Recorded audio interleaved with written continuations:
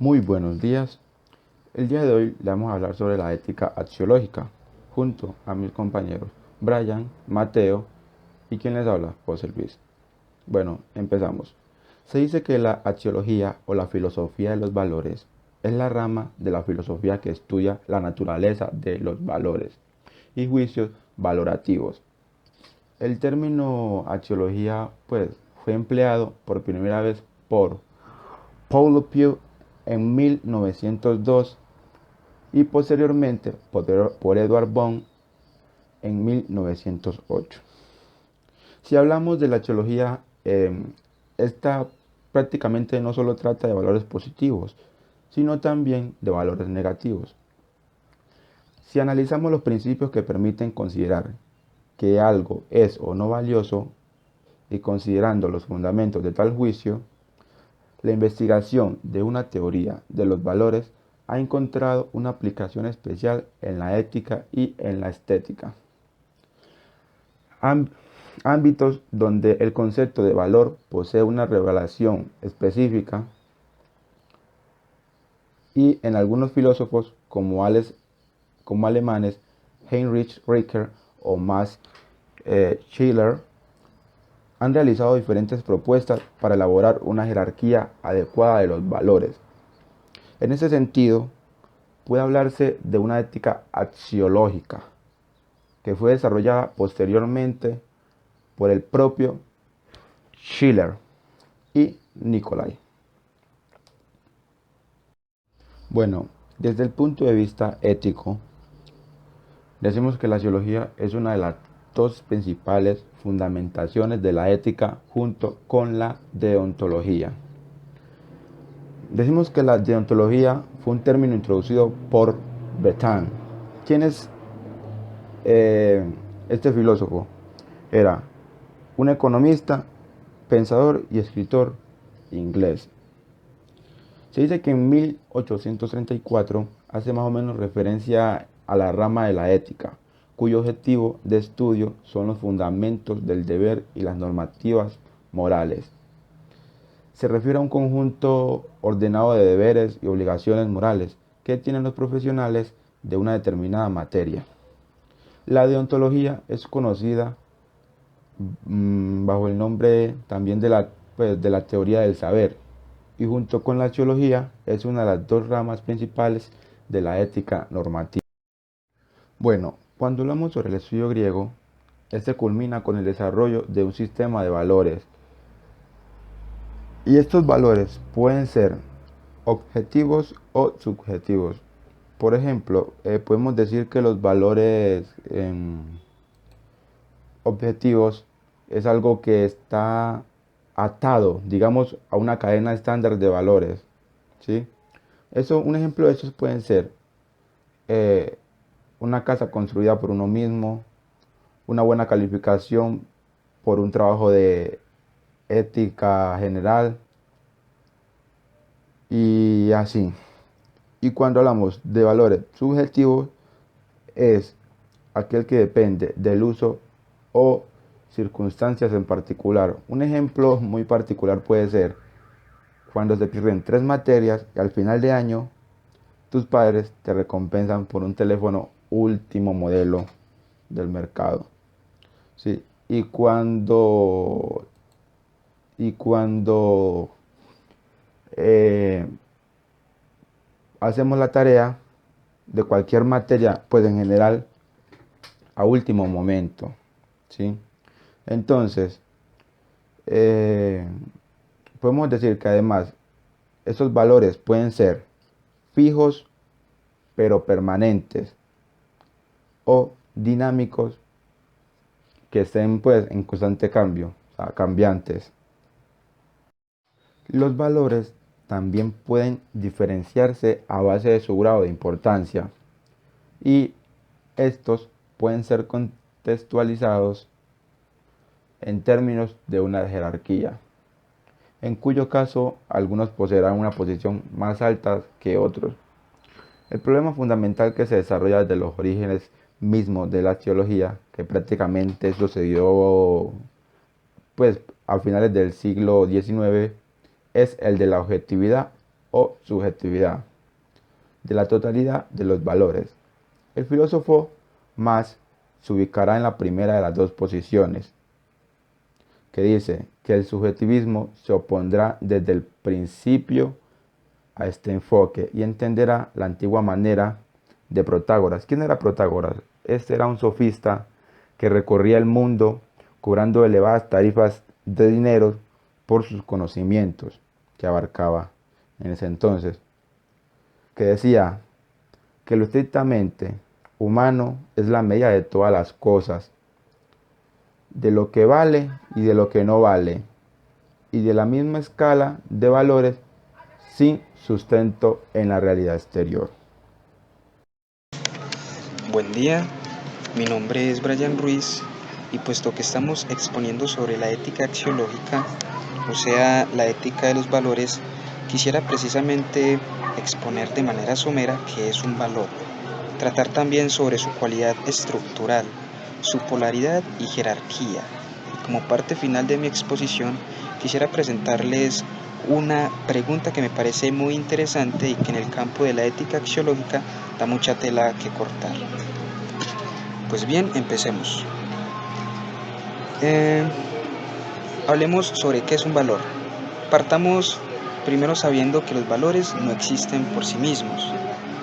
Ellos dependen de un contenedor, de un objeto o de un depositorio al cual se pueden referir. Veamos, en esta parte vemos que decimos que un objeto depende de un depositorio. Ese depositorio puede ser, como dije, cualquier objeto. Puede ser una roca, puede ser un cuadro, puede ser un árbol, puede ser un objeto, pues cualquier objeto al cual se le puede asignar una característica. Por lo tanto, se dice que un valor es una cualidad, pero esa cualidad debe ser especial, pues ya de antemano los objetos tienen cualidades que los califican y los clasifican. Entonces, a este tipo de cualidades especiales se les da el nombre de cualidades sui generis, pero estas no califican al objeto en lo que respecta al ser, sino más bien a ese valor agregado que puede tener este objeto fuera de su existir. Pues bien, antes de dar un ejemplo ya de lo que he dicho, quisiera hablarles sobre lo que son las cualidades referentes al existir del objeto. Esas cualidades se dividen en dos, en lo que son las primarias y las secundarias. Las primarias son esas cualidades del objeto que no necesitan de un observador para que puedan existir. Damos el mismo ejemplo de la roca. Una roca puede tener peso, ese es un tipo de estas cualidades primarias. También pueden tener una forma, también ese es otro tipo de cualidad primaria. Y ya lo que son las cualidades secundarias son esas cualidades que el objeto puede tener, pero que si no hay un observador que las capte, es muy difícil que existan. Por ejemplo, el color de la roca. Si la roca es gris, pero no hay alguien que capte ese color gris de la roca, entonces, pues, ¿para qué sirve? O pues esa cualidad no tiene mucho sentido para este objeto. Entonces, ya englosando un poco ya lo que he dicho, entonces, para que un objeto tenga valor necesita una cualidad especial, no cualidades primarias y secundarias que son las que ya de por sí trae el objeto antes de tener valor. Entonces, cuando decimos la belleza del cuadro, belleza, ese sí es una cualidad especial, porque veamos, el objeto puede tener una forma, una cualidad primaria, y el cuadro puede tener un diagrama, pues una figura en él, una figura plasmada en él. Eso es una cualidad secundaria porque necesita de un observador que la capte. Entonces, la belleza sí es una cualidad especial del cuadro. Bueno, cabe resaltar que ya cuando se combina el valor del objeto y el ser de este, se llega al concepto de bien. Ya habiendo dicho esto, se tiene claro qué es un valor. Entonces, volvámoslo a repetir. Un valor es una característica especial de un objeto. Entonces, avanzando, los objetos tienen propiedades y una de ellas es su polaridad. Eso significa que por cada valor está su opuesto. Entonces, si en un lado se tiene la fortaleza, en el otro se tiene la debilidad. Si en un lado se tiene el amor, en el otro el odio. Si se tiene la belleza, también se puede tener la fealdad. Y por último, si se tiene el conocimiento, también se puede tener la ignorancia. Esto da cabida a pensar en que nunca podemos ser indiferentes a ellos. Por ejemplo, si nos inclinamos hacia el lado de la belleza, no significa que la fealdad no exista. Sí existe, pero nosotros estamos inclinados hacia el lado de la belleza. ¿Qué también se puede significar esto? Que nosotros nunca podemos estar en un lado intermedio de los valores. Supongamos en el mismo ejemplo de la belleza y la fealdad, no podemos estar en el punto medio de ellos. Tenemos que estar, supongamos en el ejemplo que estoy dando, prefiriendo la fealdad o prefiriendo la belleza. No podemos estar en el punto medio. Otra gran propiedad es que se pueden jerarquizar, y es aquí donde se habla de valores superiores y de valores inferiores. Para Scheller, un personaje muy importante para lo que es la ética axiológica, los valores tienen una relación jerárquica a priori. ¿Y qué significa que sea a priori? Significa que no depende de la experiencia. Esta jerarquización se aplica a todos los valores, conozcámoslos o no, siempre se pueden jerarquizar. La superioridad de un valor se capta por el preferir. Entonces los valores superiores son aquellos que se prefieren, no que se eligen, porque de ser así incurriríamos a la experiencia y como ya dije, son de carácter a priori. ¿Por qué digo que no se pueden elegir los valores? Porque cuando uno elige un objeto, cuando uno elige algo, uno lo elige en base a la experiencia, al conocimiento que tiene de este. Entonces, como digo que para jerarquizarlo, esa jerarquización es de manera a priori, entonces no se debe incurrir a elegirlos, sino a preferirlos. Entonces a veces ese preferir se da de manera espontánea, sin tan ni siquiera haber pensado en las acciones siguientes a una circunstancia en particular. Y en otras veces se da un preferir consciente, y esto lleva a una reflexión. Entonces, la jerarquización de los valores tiene, digamos que 4 ítems o 4 bases.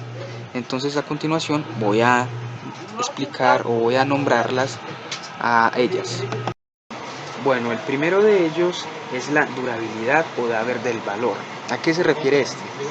Este nos dice que para que un valor sea supremo necesita perdurar en el tiempo. El segundo criterio es la divisibilidad. Este nos dice que la altura de un valor es mayor cuanto menos divisible sea. Ese se refiere a que si uno necesita fragmentar un valor para, digamos, llegar al gozo o al placer de este, entonces no es un valor supremo, porque un valor supremo no necesita ser fragmentado para llegar, digamos, que a complacer a la persona. El siguiente criterio sería la fundación, que dice que si un valor funda a otro es más alto que este. Como ejemplo, supongamos que nosotros nos sentimos alegres cuando tenemos o sentimos amor. Entonces el amor es más supremo que la alegría, puesto que el amor es el que crea la alegría. Y por último, la profundidad de la satisfacción. Este nos dice que la satisfacción se da cuando se cumple una intención hacia un valor. Entonces estos son los 4 criterios que permiten jerarquizar un valor. Bueno, y ya como parte final de mi exposición, quisiera presentarles la pregunta que introduje al iniciar con lo que he dicho. Y dice, ¿deseamos las cosas porque tienen valor o tienen valor porque las deseamos? Esta es una pregunta que tiene mucha controversia, pero que ha ayudado mucho a desarrollar lo que es la ética axiológica. Entonces no sé ustedes qué piensan. ¿Deseamos las cosas porque tienen valor o tienen valor porque las deseamos? Ahora hablaremos de Nicolai Hartmann. Nació en 1882 en Riga, Letonia, y murió en 1950 en Gotinga. Fue un filósofo que pasó la mayor parte de su vida en la docencia, donde en algún tiempo era colega de Max Scheler. Estimaba bastante la herencia de los viejos maestros griegos, elogiaba especialmente a Aristóteles, y aunque ha influido fuertemente en la filosofía actual, Hartmann fue siempre una persona conservadora. En 1925, en su obra La Ética, intenta conciliar a Kant y a Scheler fundando una ética de bienes, pero con absoluta validez. Dice Hartmann: se supone un reino propio de valores eternos e inmutables que existan en un modo de ser propio, por encima del mundo perecedero. Se toma como puente al hombre que por su capa óntica superior se alza hasta el reino del espíritu y se halla, a la par, ligado por su capa inferior a todas las realidades de este mundo. El hombre es así el administrador del deber ser ideal, la puerta de entrada al bien, el que da sentido al mundo. Solo él es capaz de hacer descender del cielo los valores y realizarlos sobre la tierra. Si él llegara a faltar, el bien jamás se haría realidad. Esto extraído de su obra antes mencionada. La acción del hombre es moral solo cuando ésta proviene de la libertad. Como es posible que la libertad alguna vez falle, Dios, que no puede fallar, no es por lo tanto libre. Mirando a la acción humana a los valores que está dirigida, sí existe la libertad, pero no basta para la moralidad de una acción que ella esté dirigida meramente a un valor, sino que la moralidad consiste esencialmente en preferir el valor superior al inferior, obra así moralmente el que se decide siempre por lo mejor, por lo preferible. Si se obra sin miramiento a los demás valores, se producirá una tiranía de valores, una justicia hacia el fanatismo, una honestidad hacia la locura, valores que llevan por su terrible tiranía a la desesperación o estados de desvalor. Hay que tener en cuenta que la altura y la fuerza del valor se hallan en proporción inversa. Es por eso que un pecado contra un valor inferior, por ejemplo el de matar a un hombre, puede ser un crimen mayor que el pecado contra un valor superior, por ejemplo la limitación de la libertad. Hartmann critica la teoría selleriana de los valores religiosos y muestra cómo existen antinomias insolubles entre los valores éticos y religiosos como los siguientes. La orientación de la religión hacia el más allá transpone a ese todos los valores, causando una fuga del mundo, pero la ética pretende realizar los valores aquí en la tierra y considera inmoral la fuga del mundo, la que la religión denomina ascesis. Ascesis se le dice a lo que hace una persona para conseguir la perfección moral y espiritual. La religión propugna la heteronomía que se rige por leyes o un poder externo. La ética, en caso contrario, la autonomía. La religión, por medio de la providencia divina, fija el destino del hombre. La ética pide absoluta libertad. La religión predica la redención de nuestros pecados y faltas. La ética, la inhabilitación y el rebajamiento del hombre que no quiere responder ya a sus actos. Es un caso extraño que Kant, en nombre de la ética, postuló la existencia de Dios, y Hartmann, con las mismas premisas o inicios, diga lo contrario. Se ve respecto a eso que estas decisiones de ellos por decir que Dios existió o no depende de la ideología más de las bases que ellos tomaron. La ética de Hartmann puede ser discutida en varios sentidos, con el ejemplo de un ladrón que luego de hacer un crimen sea castigado en la cárcel. Este se retracta, se arrepiente de lo que hizo y luego de meditar adquiere un nuevo carácter honrado, de alguien que quiere hacer lo correcto, el bien. Necesariamente, al salir de la cárcel, debe recaer en su mala acción siempre. Si una persona es mala, no puede volver a corregir ese pensamiento o lo que quiso hacer y ser una persona de bien. Al ser esto falso, la redención no será algo exclusivo de la religión,